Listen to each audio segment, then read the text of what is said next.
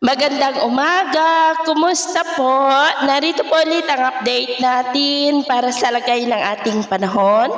Ngayong umaga po ng April 7, 2026. Sa ngayon po ay may nabuo na nga po na isang low pressure area sa labas ng ating area of responsibility at tinawag na po ito na Invest 90W ng Joint Typhoon Warning Center at nasa layo po ngayon ng 3,400 km east ng Mindanao at kung titingnan po natin dito sa wind map, posible po yan na kikilos pa west, northwestward at may posibilidad na maging bagyo bago mag-weekend at posible ito na maging malakas na bagyo gaya po na yung napapansin at next week pa, posible na makapasok sa Philippine Area of Responsibility at tatawagin po sa local name na Bagyong Kaloy at ito naman ang ipinapakita ng forecast model natin ginagamit hanggang po sa susunod na 2 linggo.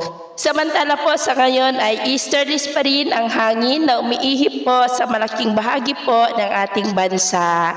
At sa lagay ng ating panahon, ngayong madaling araw ay maayos naman ang panahon sa malaking bahagi pero may chance pa rin ng cloudy skies with isolated rains sa ilang bahagi po ng Leyte at Siargao. At mamaya ay sisikat ang araw sa malaking bahagi, mainit at maalinsangan muli ang panahon. At mamayang hapon, mainit at maalinsangan pa rin ang asahan sa malaking bahagi nating bansa.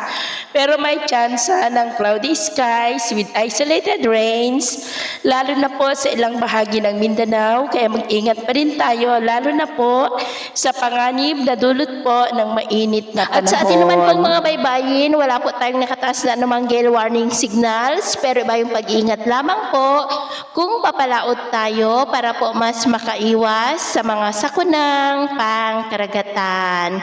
So, ito lang latest update natin sa araw na ito. At ako pa muli si James na nagsasabing sa kahit na pagsubok po na darating sa ating buhay, huwag na huwag po tayong mawawalan ng pag-asa. Thank you and God bless!